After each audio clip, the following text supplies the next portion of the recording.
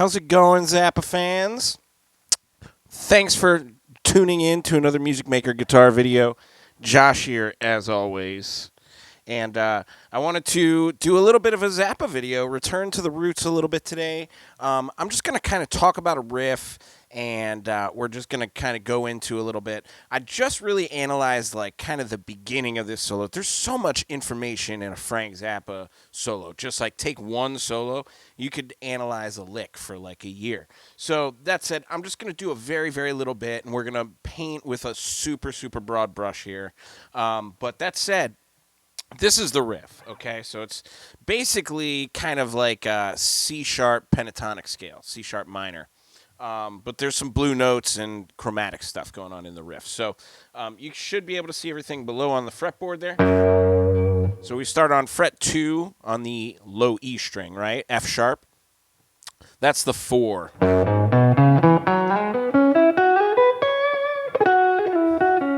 Of this pentatonic scale here. So we'll go through what that is too. But let's go through this riff first. So we're starting on fret 2. That's the one of the lowest notes that we can play that scale in. So 2, 3, 4. So 3 is kind of like a passing note. Some people call it a blue note. Some people say, oh, this is just part of the blues scale. Analyze it however you want to. It's not really important. Really what's important is that's the sound. That's the note in the riff there. So it's 2, 2, 3, 4. Right? Then we're moving to the next string, the A string. It's actually the same exact frets. Right? So.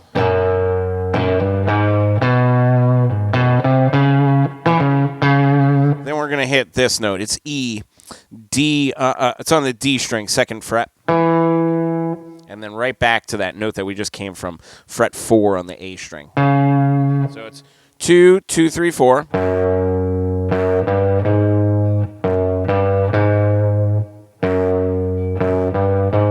Then 2, 2, 3, 4. Then 2, 4. We have to kind of jump strings there.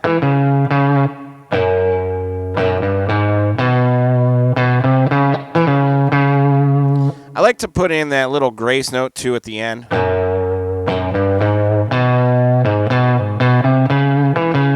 Sorry, I played it wrong, of course.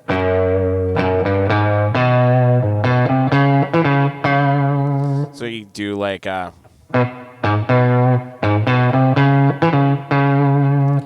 same frets. You're just kind of crossing strings a little quicker there.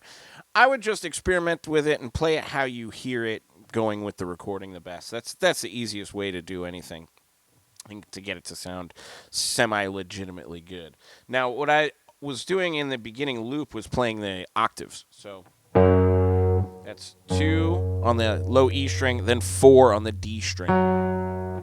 You can play whatever fingering is comfortable for you, but I use my pointer finger and then pinky, and then I just mute, right?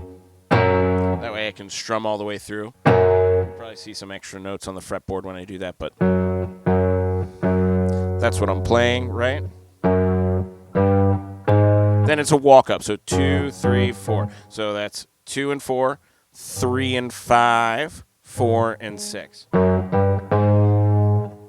Then same thing.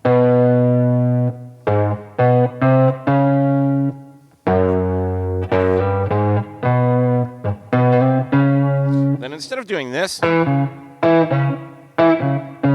you can do that. I mean, if that's more comfortable for you, but that sounded a little more like the recording to me, like as a solo guitar player doing clean guitar, as close as that could sound, right? But I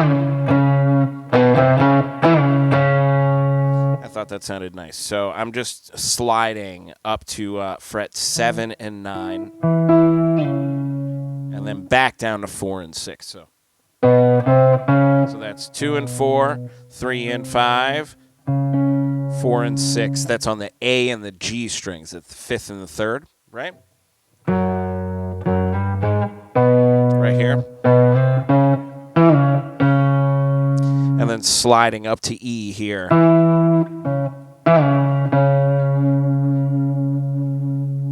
Right?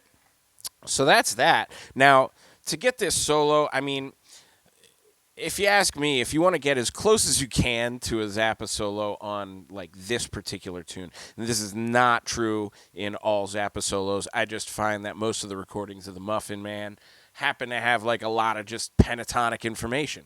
So what I love to do is to see if you can kind of basically find Zappa-esque flurries around, and you want to always do your own voice, because if you listen to like guitar players that played with Zappa, nobody sounds like Zappa out of all of his guitar players. I don't think he wanted them to sound like him, and I think that if you are playing his tunes, I don't think he would want you to sound like him, because only he sounds like him. Closest guitar player I would say would be Dweezil, because Dweezil so closely studied it and got the information firsthand from his dad. So if you really, really want like the Zappa stuff, I would like go to Dweezil's thing. But when I play Zappa stuff, I find I can get pretty close by doing some of these kind of like pentatonic flurries, and by keeping my my pick economy like really kind of clean. That said, I don't sound like Zappa. I sound like me. So sorry about that. But that said, here's what those notes of that scale are. And I like to see if you can find like 3 notes per string. So in the key of C sharp, that would be like here. So open E string, then 2 and 4 on the E string. Right? Then 3 notes. So I'm going to start to jump up the fretboard a little bit here. So 2, and then I slide to 4, because then you need to stretch to fret 7. So far you have E string, 3 notes, 0, 2, 4. Then A string, 2, 4, 7. Then D string, 4, 6, 9. Then G, 6, 9, 11. Then the B string, 9, 12, 14. And then high E string, 12, 14, 16.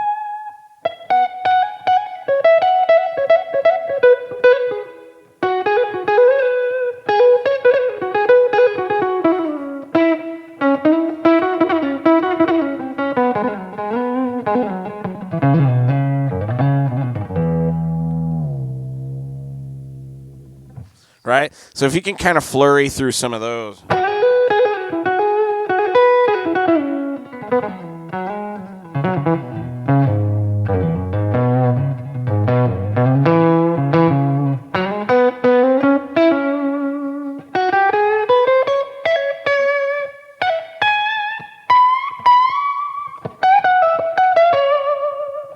I'm a little too bluesy now for Frank, but that said, that's a little bit more maybe what I would choose to play over these things. So that said, I hope this was a good little lesson on how to play a bit of the Muffin Man and how to solo through it. I would practice just like going up and down that before I solo on things like this. That's something that I like to do, is just to practice going up and down that scale, right? So again, just 3 notes per string.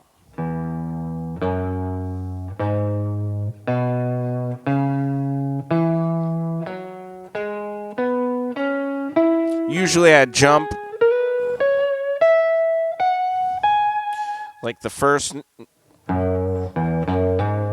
There I'll maybe play different fingers, but like here, I kind of slide the first 2. Then same thing. Then same thing. Then on these ones where it's only 2 frets,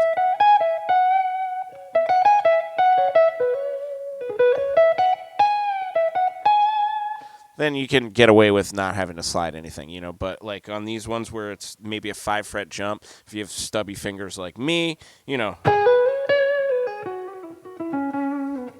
finding a place where you can slide conveniently and just make your way up and down semi-quickly is really, really pretty imperative. So that said, like I said, I hope that's a helpful Zappa, Muffin Man, how to solo, how to play the riff thing.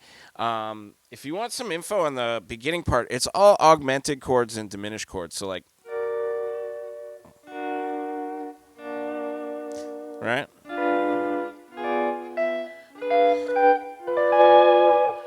all those chords kind of get you through it. So I don't know. I don't want to overanalyze any of that stuff. It's just fun to listen to it. If you want some of those, go check out my packet. There's like all of those things in triad form and in seventh form, just all up in there. So please go musicmakerlessons.com, and if you just put your email in that first sign-in form, then you get it for free. You just get, like, I don't know, it's like 17 pages or something like that, just full of like shapes and information. So have at it. Please enjoy. And like I said, I really hope that you enjoyed this Zappa video. I want to go ahead and just take one more second and thanks to all the new subscribers and the new people checking out this channel. Welcome to the Music Maker Guitar channel. Bust out that guitar. Let's play some music together, and I'm happy to see you here. I'm going to play my way out, and I'll see you next time for Funky Friday. Cheers, y'all.